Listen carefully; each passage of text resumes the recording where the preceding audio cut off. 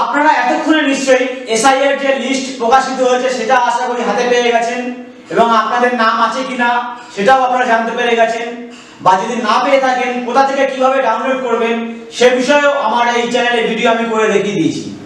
তো এবার কথা হলো মানে আজকের যে ভিডিও সেটা নিয়ে আপনাদের সঙ্গে কথা বলার জন্য যেটা নিয়ে উপস্থিত হয়েছি সেটা কথা হলো যে আপনারা যদি কারণ এই এসআই এর খসড়া লিস্ট বা ড্রাফট যে লিস্ট সেই লিস্টে যদি নাম না ওঠে তখন আপনারা কি কি করবেন এবং কি কি করবেন না সমস্ত কিছু আজকে এই ভিডিওর মাধ্যমে আপনাদেরকে বুঝিয়ে দেবো, বা কিভাবে আপনাদের কাছে যোগাযোগ করবে নির্বাচন কমিশন যে আপনার তো লিস্টে নাম নেই আপনাকে এখন কি করতে হবে, যদি কোনো সংশ্লিষ্ট আধিকারিক বা অফিসার আপনাদের সঙ্গে যোগাযোগ করে আপনাকে কি কি কাগজপত্র নিতে হবে, কোথায় গিয়ে আপনি যোগাযোগ করবেন, কাদের সঙ্গে যোগাযোগ করে আপনি সঠিক ইনফরমেশন বা সঠিক তথ্যটি পাবেন, সমস্ত কিছু আজকে এই ভিডিওর মাধ্যমে আপনাদেরকে বুঝিয়ে দেবো। এবং কিছু কিছু ফ্রড জায়গা থেকে যদি মেসেজ আসে তার এগেইনস্টে আপনারা কি করতে পারেন বা কেন করবেন না কোন কোন জিনিস সেই সমস্ত সকল বিষয়বস্তু আজকে ভিডিওর মাধ্যমে আপনাদেরকে ক্লিয়ার করে বুঝিয়ে দেবো। তাহলে একটি রিকোয়েস্ট থাকবে যে পুরো ভিডিওটা প্রথম থেকে শেষ অবধি দেখতে থাকবেন, কোথায় একটু স্কিপ করবেন না, তাহলে আপনি অনেক কিছু জিনিস হয়তো বাদ থেকে যেতে পারে আপনার জানার মধ্যে। পুরো ভিডিওটা প্রথম থেকে শেষে দেখতে থাকুন, আশা করি আপনাদের খুব হেল্প বা উপকার হবে। যদি ভিডিওটি ভালো লেগে থাকে তাহলে আমার চ্যানেলটিকে সাবস্ক্রাইব করবেন, পাশে থাকা বেল আইকনটি প্রেস করে অল নোটিফিকেশনটি অন রাখবেন যাতে এই ধরনের ভিডিও সবসময় সবার আগে আপনাদের কাছে পৌঁছে যায় এবং সকলের সুবিধার্থে ভিডিওটি একটু শেয়ার করবেন। আপনাদের একটি শেয়ার বা একটি লাইক করলে আমি আরো মোটিভেটেড হব এই ধরনের ইত্যাদি ভিডিও আপনাদের সামনে উপস্থিত নিয়ে আসার জন্য। তো চলুন দেখে নেওয়া যাক আজকে ভিডিওর মূল বিষয়বস্তু এবং যদি নোটিশ এসে থাকে তাহলে আমরা কি করতে পারি।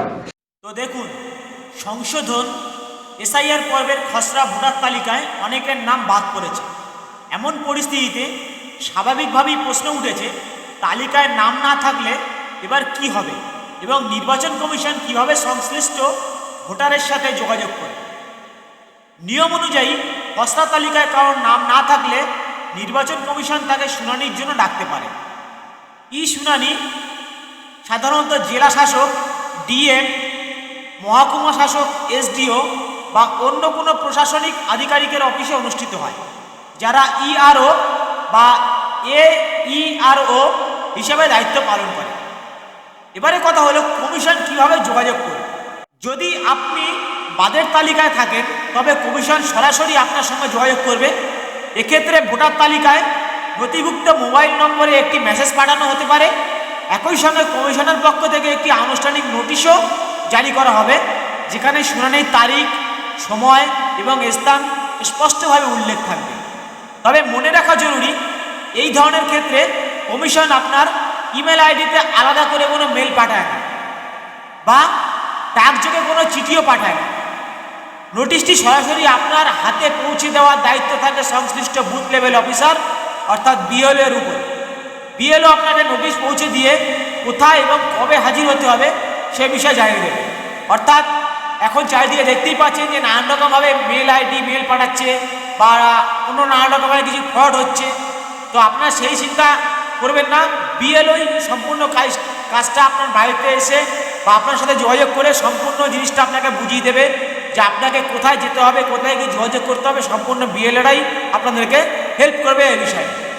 এবারে কথা হলো আসার পরে আপনার করণীয়টা কী থাকবে, মানে আপনার কাছে যে নোটিশটা আসলো সেই আসার পরে আপনার করণীয় উপায়টা কী থাকবে। দেখুন, এসআইআর সংক্রান্ত কোনো সমস্যা বা বিষয় স্পষ্ট না হলে প্রথমেই আপনার বিএলওর সঙ্গে যোগাযোগ করা উচিত।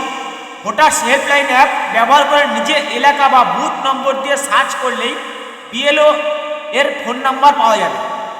এটা তো জানা গেল আপনি বিএলওর ফোন নাম্বার বা বিএলওর সঙ্গে যোগাযোগ করবেন কীভাবে। তাছাড়াও আপনাদেরকে যে এসআইআর এর ফর্ম দিয়েছিল, আমি আগে অনেক ভিডিওতে বলেছি যে সেই ফর্মের একটা কপি আপনাদের কাছে রেখে দিবেন বা রেখে দিয়েছেন নিশ্চয়ই হয়তো আপনারা। সেখানে কিন্তু আপনাদের যে বিএলওর ফোন নাম্বার আছে সেটা কিন্তু আপনারা সেখানে পেয়ে যাবেন। সেখান থেকে আপনি যোগাযোগ করতে পারেন যে বিএলও সাহেব বা বিএলও স্যার, আমার তো নামটা ওঠেনি, আমি কি করতে পারি। কমিশন কর্তৃক নির্ধারিত শুনানির দিন আপনাকে প্রয়োজনীয় বৈধ নথি যেমন পরিচয়পত্র, ঠিকানার প্রমাণ এবং আরও অনেক কিছু নিয়ে সংশ্লিষ্ট ইআরও বা এইআরওর অফিসে হাজির হতে হবে। শুনানির পরে চূড়ান্ত সিদ্ধান্ত হবে যে ভোটার তালিকায় আপনার নাম পুনরায় অন্তর্ভুক্ত হবে কিনা। খসড়া তালিকায় নাম না থাকলেও আতঙ্কিত হওয়ার প্রয়োজন নেই। সঠিক তথ্য নথি নিয়ে সময় মতো শুনানিতে হাজির হলেই সমস্যার সমাধান হওয়ার সম্ভাবনা বেশি। অর্থাৎ আপনারা আতঙ্কিত বা চিন্তিত বোধ হবেন না, আপনার কাছে যদি এরকম কোনো মেসেজ বা বিএলও যদি আপনার সঙ্গে যোগাযোগ করে, সংশ্লিষ্ট যেসব পরিচয়পত্র বা ঠিকানার প্রমাণ এবং যেসব নথিপত্র লাগবে সেগুলো নিয়ে আপনারা AERO বা EROর অফিসে গিয়ে হাজির হন এবং সমস্ত প্রমাণ নথিপত্র দেখান। আপনাদের মানে নাম ওঠার সম্ভাবনাই সব থেকে বেশি হয়ে যাবে এবং কোনো মানে কষ্ট বা কোনো অসুবিধা এখানে হবে না, সেটাই কিন্তু জানিয়েছে। এই ছোট্ট ভিডিওর মাধ্যমে আপনাদেরকে জানালাম যে আপনাদের কাছে যদি মেসেজ এসে থাকে বা বিএলও আপনাদের সঙ্গে যোগাযোগ করে থাকে, আপনাদের করণীয় উপায়টা কী থাকবে এবং আপনারা কী কী করবেন না, কোন কোন জিনিস থেকে আপনারা বিরত থাকবেন। কেউ যদি আপনাকে মানে ভুল বোঝানোর চেষ্টা করে বা আপনার কোথাও থেকে মেসেজ বা মানে কোনো রকমভাবে ফ্রড লেভেলের কিছু পেয়ে থাকেন, সেসব জিনিস থেকে নিশ্চিন্তে দূরে থাকবেন। ঠিক আছে, যদি যা কিছু দরকার আপনার বিএলওর সঙ্গে যোগাযোগ করতে পারবেন। এই ভিডিওটি আমি আপনাদেরকে এইভাবে বুঝিয়ে দিলাম। যদি ভিডিওটি ভালো লেগে থাকে তাহলে আমার চ্যানেলটিকে সাবস্ক্রাইব করবেন ও পাশে থাকা বেল আইকনটি প্রেস করে সকল ভিডিওর অল নোটিফিকেশনটি অন রাখবেন, যাতে এরকম ভিডিও ভবিষ্যতে আরও আপনাদের কাছে পৌঁছে যায় এবং সকলের সুবিধার্থে ভিডিওটি শেয়ার করবেন। আজকের জন্য এই পর্যন্তই, দেখা হবে আগামী কোনো এরকম অন্য কোনো ভিডিও নিয়ে আপনাদের সঙ্গে। ততক্ষণের জন্য সবাই ভালো থাকবেন।